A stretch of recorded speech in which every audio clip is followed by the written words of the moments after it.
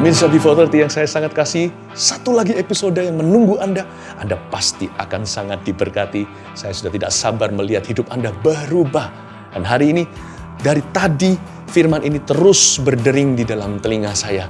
Yaitu tidak ada lagi penghukuman barang siapa yang ada di dalam Tuhan Yesus. Saya tahu hari ini hati Anda akan dibebaskan untuk menerima segala sesuatu yang Allah telah sediakan. Sebelum 30 menit acara ini berakhir, saya tahu penyakit Anda pun akan disembuhkan, keluarga Anda diselamatkan, dan juga setiap keadaan pasti bisa berubah kalau Tuhan sedang bekerja. Jangan ganti channel Anda, sebentar saya mau masuk ke dalam, kita bincang-bincang lebih lanjut bagaimana supaya hati ini bisa plong sama sekali, bisa merasa damai untuk menerima setiap berkat yang sedang menunggu Anda. Come on, beri kemuliaan buat Tuhan sekali lagi, yo! Here we go!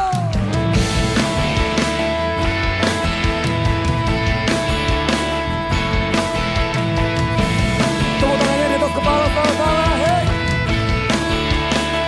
You guys know this song? Yeah!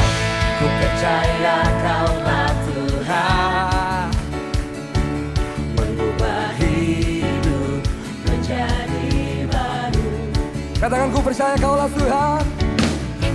Ku percaya Kaulah Tuhan,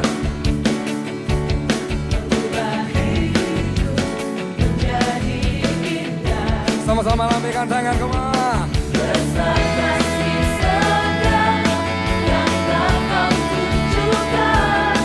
Besar kasih segala. Ready to shout?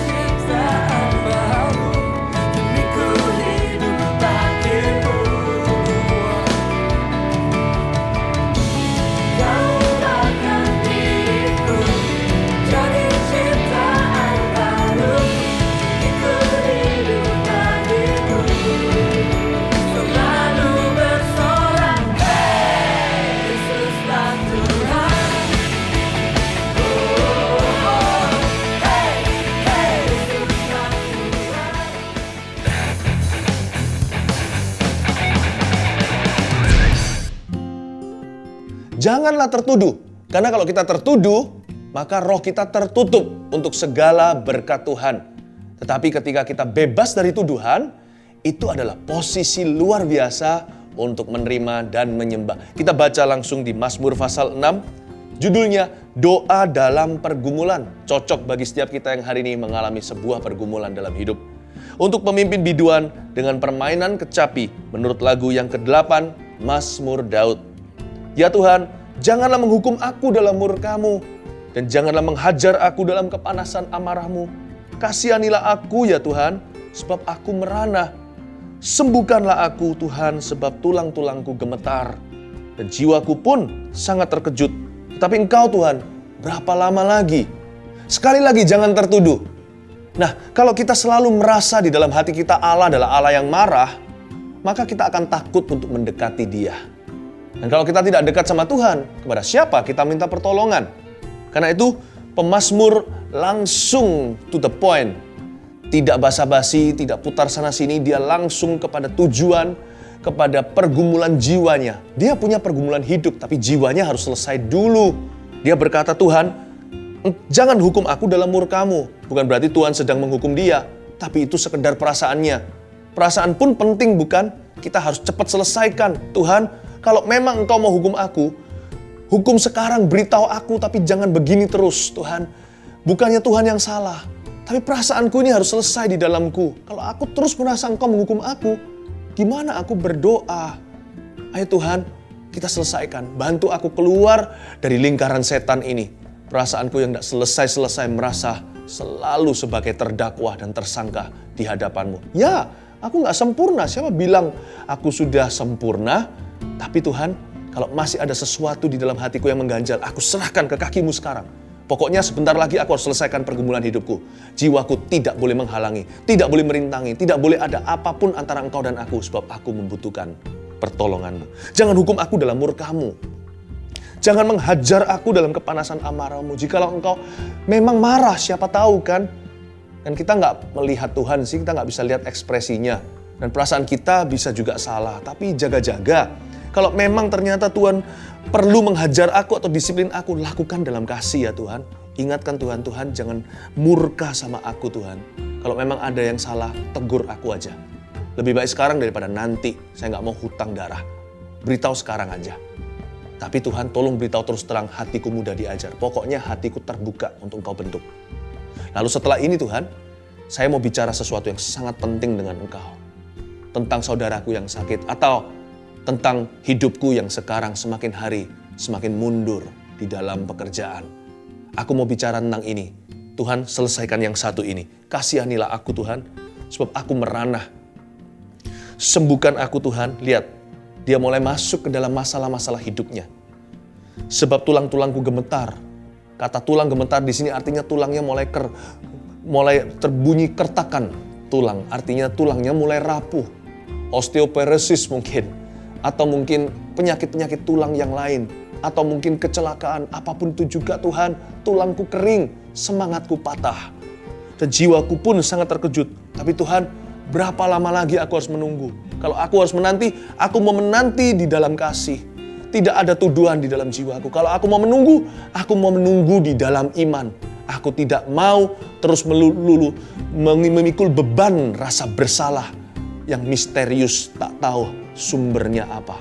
Bebaskan aku. Bebaskan aku. Ada sebuah keputusan untuk tidak mau tertuduh. Jadi kalau kita tidak mau tertuduh, jangan salahkan setan. Kenapa engkau menuduh aku? Kita harus tolak dengan tegas. Aku tidak mau tertuduh lagi. Sebab aku mau berbincang-bincang dengan Kristus yang mengasihi aku. Diam setan. Jangan dakwa aku. Sebab aku mau berbicara kepada Bapakku. Ada sebuah keputusan. Bukan merasa diri benar, tidak mau dikoreksi. Malah sebaliknya. Membuka hati. Terserah Tuhan. Mau bentuk, mau tegur, koreksi, silakan. Pokoknya yang namanya level ini harus kulewati. Setelah ini saya mau bicara sama Tuhan tentang sesuatu yang sangat penting. Bikin keputusan itu. Level pertama, selesaikan. Di dalam episode Before 30 kali ini, kami akan berjuang agar Anda kembali damai sejahtera. Agar Anda berada di posisi bisa berdialog dengan Tuhan lagi. Kami-kami yang ada di sini, termasuk saya yang membawa acara ini, hanyalah alat saja. Sekedar seperti sebuah instrumen untuk membuat Anda bisa mendekat sama Tuhan. Itu saja. Tapi Anda harus memutuskan sendiri. Ayo, buat keputusan itu sekarang. Jangan tertuduh adalah langkah pertama yang pasti kepada kemenangan. Lalu, langkah berikutnya apa? Mari kita baca ayat 5. Kembalilah pula Tuhan, luputkanlah jiwaku. Selamatkanlah aku oleh karena kasih setiamu.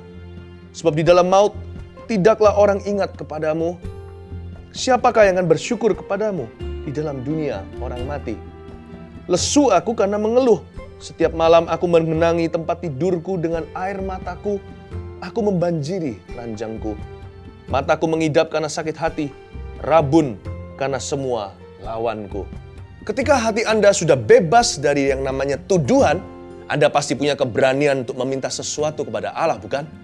Jangan lupa, yang pertama harus Anda minta adalah hadiratnya yang menyelamatkan. Pemazmur di sini berkata dengan jelas, selamatkan aku oleh karena kasih setiamu. Dia sudah tidak berurusan lagi dengan yang tadi yang namanya jangan menghajar aku, menghukum aku dalam murkamu atau dalam kepanasan amarahmu. Tapi sekarang dia mulai meminta, selamatkan aku Tuhan. Aku minta engkau kembali kepadaku, ayat 5. Luputkan jiwaku, kembalilah padaku. Itu adalah undangan untuk Tuhan hadir dalam kehidupannya. Jika Anda memang harus membanjiri ranjang Anda dengan air mata, lakukan hanya untuk satu tujuan. Jangan untuk mengeluh nasib, lakukanlah untuk mengundang hadiratnya. Ya Tuhan, aku ingin supaya Engkau mulai hari ini ya Tuhan Yesus memenuhi hidupku dengan hadirat-Mu. Aku seperti bait suci-Mu, penuhi aku, ujung jubah-Mu menjamah aku. Nah, setelah Anda punya hadirat Allah demikian rupa, Anda baru bisa punya iman untuk melawan musuh-musuh Anda. Pemazmur mengalihkan perhatiannya sekarang dari Tuhannya, mengundang hadiratnya kepada musuh-musuhnya. Bukankah sudah waktunya dia melawan setiap serangan setan? Ketika dia sudah dekat dengan Tuhannya, itulah waktu yang tepat untuk bebas dari ikatan. Dan dia berkata di sini di ayat 9, menjauhlah daripadaku, kamu sekalian yang melakukan kejahatan. Dia mulai melawan roh-roh jahat dalam hidupnya. Sebab Tuhan telah mendengar tangisku. Dia begitu yakin. Sekarang Tuhan sudah mendengar doanya. Itulah berkat orang yang tidak punya tuduhan. Dia tahu suaranya sampai ke sorga. Tuhan telah mendengar permohonanku.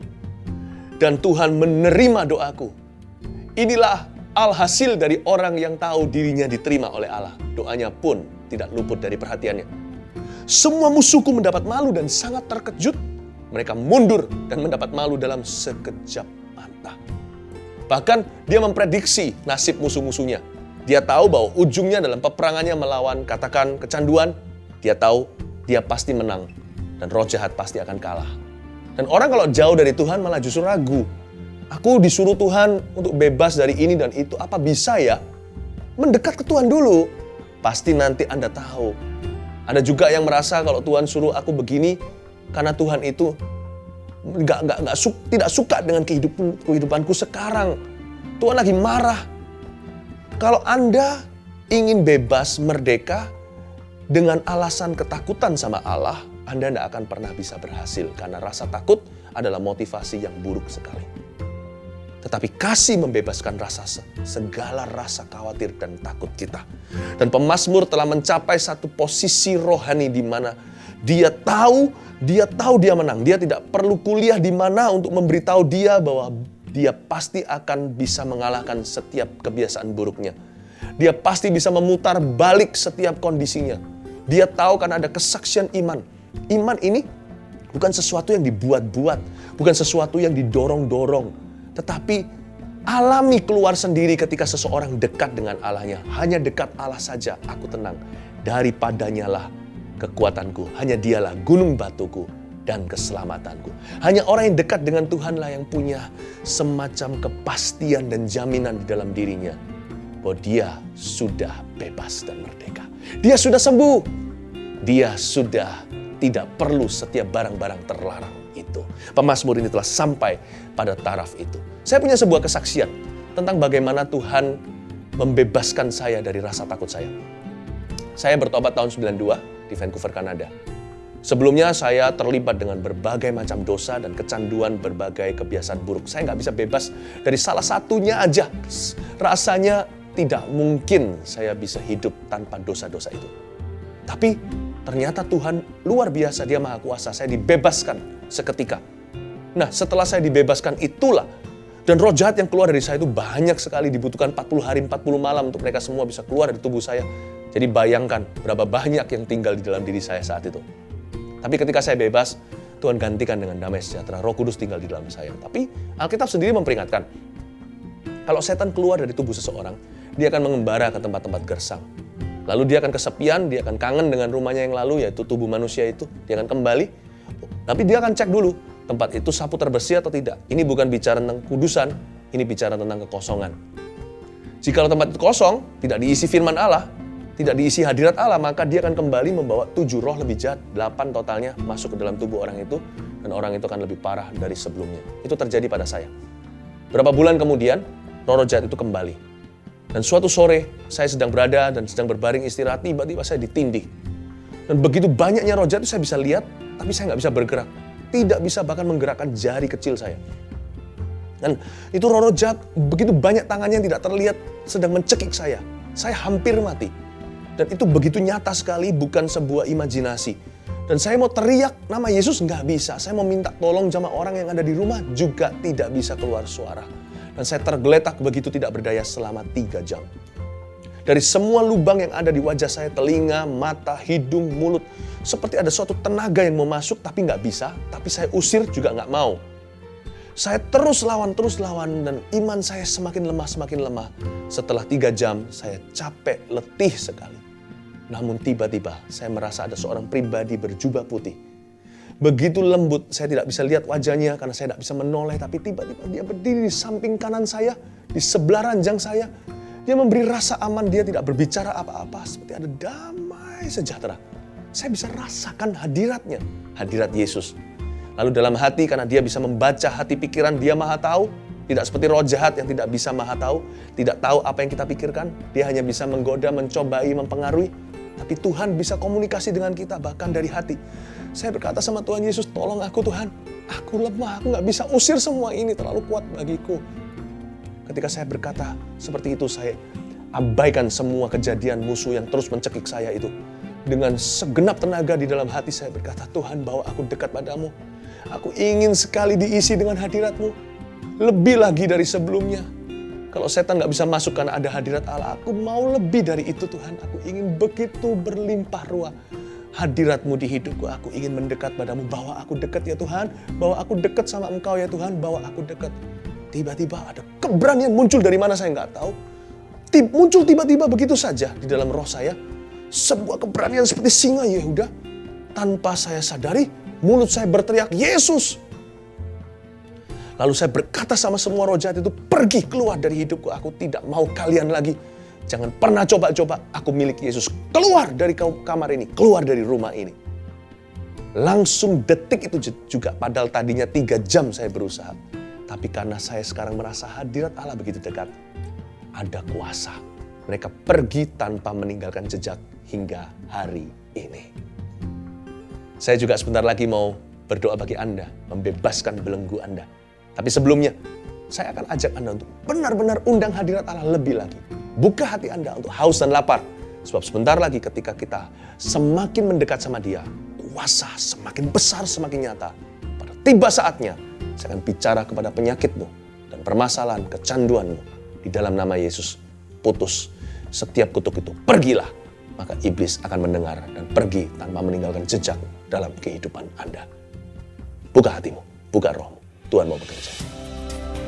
牧师，这位婆婆她3年前她的右耳听不清楚了，越来越不清楚，最近就很严重。 Now 3 years ago, now her right ear was unable to hear slightly, but now it's getting very, very bad. 刚才在会前祷告的时候，她被喜乐充满，然后呢，她就听见了。 Now it's in the beginning of the service, she was filled by joy and then she began to hear. Just lift up your hands. Lift up your hands. 好，请你举起手， Just lift up your hands. 举 All 手。 of you. All of you. 每一个人都举起手。 Everybody stand up, please. 然后会众也请你站起来。 Moro-moro ke sini. You know, ministering like this is not easy. 你知道我们这样的服事是不容易的。 I've never felt worthy standing up here. 我从来站在这里不感到自己很配得的。 I won't share everything I'm feeling and experiencing now with you because I don't think all of you are ready. 那我没有办法呢，就是把我现在所领受跟感受的完全分享给大家，因为可能你们都还没预备好。 Do you know that sometimes I would feel somebody would just walk around me. 那你知道吗？我有感觉到呢，有人呢就是走在我的周围。 And I know that person is so divine. I feel like I wanna go off the stage now. I just don't wanna stand on this stage. 我知道这一位人物呢是很神圣的，我根本都想要下这个舞台，因为我不配站在这里。 I know it's Jesus. 我知道是耶稣， And He loves you. 他的事情的时候， I felt like somebody that invisible jumping around me, like rejoicing. 那我看到一个呢，就是无形的人物呢，在我周围一直在跳跃，喜乐的跳跃。 My knees now tremble trembling at His rejoicing. 那现在我的膝盖呢都在震动，因为他 Lift 的 up 喜 your 乐 hands.。现在请你举起手， Just receive, 领受， receive. 领受，举起手。来，你们来。来，现在走 Walk 过来， walk closely to 来 me. 走过来，走过来，对， Thank you, Lord. Thank you, Lord. 感谢 Thank 主 you, Lord.，感谢主， Receive, receive, receive. 领受，领受。 Come. Receive the power of God. Yeah. Come closer to me. Receive the power of God over you. Yeah.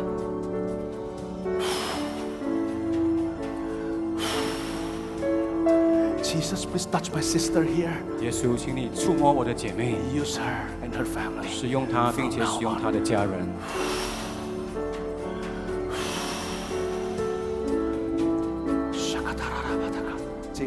这只耳，这这只耳朵，这只耳朵是不是？啊，可不可以听到？听到 ，Can you hear？看他们，这个耳朵听到了。 You see her facial expression? I can hear it through this ear now。 Thank you for every miracle, Lord Jesus. 感谢 Thank you 耶 for 稣，感 every 谢主 miracle, 你所 Lord 行的 Jesus. 每一个神迹， Thank you, Father. 感谢天父。 Thank God, what? I thank God for Jesus. Thank God for Jesus. Aren't you thankful for? 啊，你也一样是因着耶稣基督而感恩吧。来，哎，听见了，哈利路亚！给我包包，不用带什么，来，机器啊，不用带了。那个机器现在还没有做好，他说要等3个月了。好在没有做好，不需还没要有做好，他了，说要 confirm。不需要 confirm 了，现在已经可以听到我了。是被给卡拉斯阿门，说感谢主，谢谢主了。说感谢主。给我这么好的机会，要在这边看到这么多人哦。哦，我们也是 I'm 为 so 你 thankful 高 to 兴， God. I'm so 我们 thankful 为 to 你 God 高 can 兴 be here amongst all of us here. I don't need a hearing aid anymore. Mari sekarang kita masuk ke dalam sebuah zona di mana tidak ada tuduhan lagi. Ya, itu adalah hadirat Allah. Saya ajak Anda berdoa untuk mengundang hadirat itu bersama dengan saya. Saya akan tuntun Anda. Satu waktu nanti ketika berdoa, saya akan menyebut nama Yesus dengan keras. Dan pada saat itu saya percaya semua ikatan dan belenggu Anda, penyakit Anda dipatahkan. Ulurkan tangan seperti ini atau angkat tangan seperti itu. Kita mengundang hadirat Tuhan. Kita mengundang hadirat Roh Kudus. Tuhan Yesus, Kau datanglah. Tuhan datanglah saat ini bagi setiap pemirsa kami. Datanglah ke ruang tamu atau dimanapun mereka menyaksikan program ini. Bapa, pakai program ini, urapi Tuhan menjadi saluran hadirat-Mu bagi setiap orang yang mau percaya atau sudah percaya. Terima kasih Tuhan. Kami adalah bait-Mu. Datanglah di tempat ini sekarang. Tuhan turunlah. Tuhan turunlah. Sekarang pemirsa cepat pegang bagian tubuh Anda yang sakit atau pegang hati Anda. Jikalau Anda punya masalah, saya akan menyebut nama Yesus dengan keras. Pada saat itulah sesuatu akan terjadi. Anda siap?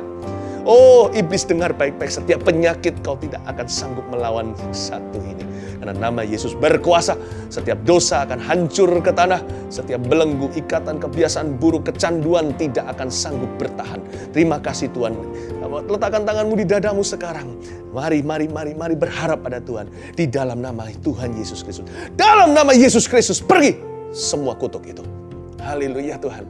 Terima kasih Tuhan. Terima kasih Tuhan untuk setiap mujizat yang terjadi. Sekarang saya bisa seolah-olah bisa melihat ada banyak orang yang seperti dijamah Roh Kudus. Tidak sanggup berdiri. Ada juga yang sekarang kepenuhan Roh Kudus. Ada yang tiba-tiba menangis. Ada yang tiba-tiba merasakan damai sejahtera seperti memenuhi tubuhnya. Terima kasih Tuhan untuk setiap mujizat-Mu. Haleluya. Baru waktu saya berdoa, saya merasakan seperti di tubuh saya sebelah belakang sini, punggung, ke leher, kepala, di belakang kepala. Panas sekali. Saya tahu itu adalah urapan Roh Kudus. Saya rasakan urapan peperangan yang dahsyat. Setan dikalahkan. Saya tahu itu. Itu urapan seperti api. Dan api itu adalah berkat buat umat Tuhan. Tapi neraka buat setiap roh-roh jahat itu. Terima kasih Tuhan untuk setiap mujizat itu. Saya tidak bisa melihat mujizat Anda, tapi saya tahu dengan urapan yang saya rasa, pasti terjadi sesuatu di sana. Beritahu kepada kami apa yang terjadi. Ikuti sosial media juga yang tertera di depan Anda agar saya terus bisa bimbing Anda dari ke hari dengan kata-kata yang membangun. Tuhan Yesus memberkati. Kami akan selalu berdoa bagi Anda. Jangan lagi tertuduh hatimu dan hatiku. Serahkan pada Yesus. Yesus punya rencana. God bless. Kota Medan, siapkan dirimu. Di bulan Mei yang istimewa ini, Anda akan dilawat Tuhan sekali lagi. Ada 2 pelayanan yang akan dihadirkan di hadapan Anda. Yang pertama bernama Kuasa Salibnya bersama dengan Pastor Moro Wijaya. Dan saya tahu Tuhan akan bekerja dengan begitu dahsyat lewat beliau. Yang kedua adalah Festival Kuasa Allah bersama dengan saya. Kami berdua hanyalah hamba-hamba Tuhan biasa. Yang menyediakan hidangan supranatural itu adalah Tuhan Yesus sendiri. Ia berjanji, Ia menyediakan perjamuan cuma-cuma bagi kita anak-anaknya. Dalam segala kebutuhan kita, kalau kita mencari wajahnya, masuk hadiratnya, Tuhan menyediakan hidangan itu di hadapan para lawan-lawan kita. Kesembuhan yang paling ajaib bagi penyakit yang paling mematikan. Kelepasan bagi setiap orang yang dibelenggu setan. Terobosan baru di dalam setiap permasalahan. Bahkan orang yang merasa dirinya baik-baik saja, ketika datang masuk hadirat Tuhan, mereka akan diurapi sekali lagi dengan pengurapan yang lebih besar. Siapkan hati Anda, bawa jiwa, bawa setiap malam itu setiap orang yang dibelenggu, setiap orang yang sakit, setiap kenalan Anda, orang yang perlu mengenal Tuhan terutama. Datang setiap malam itu, janganlah membolos salah satu. Karena saya tahu Tuhan ingin memberikan pada Anda berkat yang penuh. Saya tidak sabar untuk berada dalam hadirat Tuhan itu bersama dengan Anda. Sebab sesuatu pasti akan terjadi. Kita akan melihat apa yang mata kita tidak pernah lihat, telinga tidak pernah dengar, belum pernah muncul dalam pikiran kita. Tuhan sediakan bagi setiap orang yang percaya. Saya sekarang bahkan sudah bisa merasakan kemuliaan itu. Sampai jumpa dalam pengurapan yang baru.